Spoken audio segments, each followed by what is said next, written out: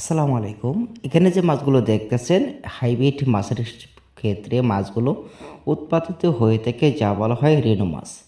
এখানে রেনু মাছ উৎপাদিতের জন্য মাছগুলো দেখা গেছে আপনার পোট ও মা মাছ সংগ্রহ করা, অতএব পুরুষত্ব মাছগুলো সংগ্রহ করা। মাছের ক্ষেত্রে দেখা গেছে মাছগুলো যদি আপনার 1.5 থেকে 2 কেজি ওজনের মাছ, 3 কেজির ওজনের মাছও রয়েছে।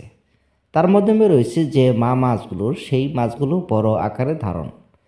এতে মাধ্যমে দেখা যাচ্ছে যে মাছের মা মাছগুলো সবসময় বড় আকার হয়ে থাকে। মাছগুলো দেখা গেছে মাছটি উৎপাতের জন্য মাছের মা মাছটা সবচেয়ে বেছে নেওয়া হয়।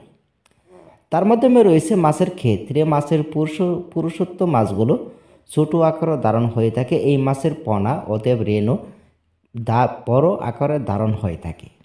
মাছগুলো দেখা গেছে যে ডিমগুলো নেওয়া হয় সেই ডিমগুলো বড় দানা দানা হয়ে থাকে।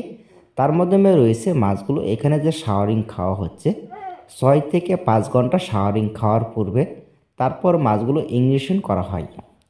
নিত্যতম 3 ঘন্টা অতএব শাওয়ারিং বেশি রাখতে হবে। তার মাধ্যমে রয়েছে ডিমগুলো সুস্থ সবল বার হবে। অতএব মাছের খাদ্যটা ছেড়ে দিলে তারপর এই মাছগুলো ইঞ্জেকশন করা হবে। সঠিকভাবে মাছ উৎপাদন করার জন্য এইভাবে প্রসেসিংটা করা হয়।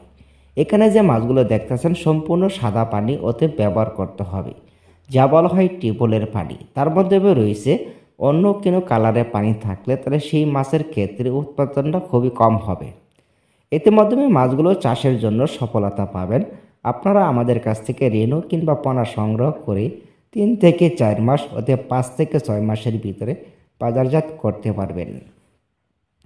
মাছের পোনা যদি সংগ্রহ করতে চান ভালো মানের অতএব উন্নত মানের পোনা পেতে হলে আমাদের টাইটেলে নাম্বার রয়েছে, অবশ্যই কল করে যোগাযোগ করতে পারেন। আমরা যে কোনো মাছের পোনা অতএব যে কোনো মাছের রেণু ডেলিভারিটা দিয়ে থাকি, সবসময় আপনাদের নিকট অবস্থার মাধ্যমে পৌঁছায় দিয়ে থাকি। প্লিজ ভিডিওটা ভালো লাগলে অবশ্যই চ্যানেলটি সাবস্ক্রাইব করবেন, ভিডিওতে লাইক দিতে বলবেন না। সবাই ভালো থাকবেন।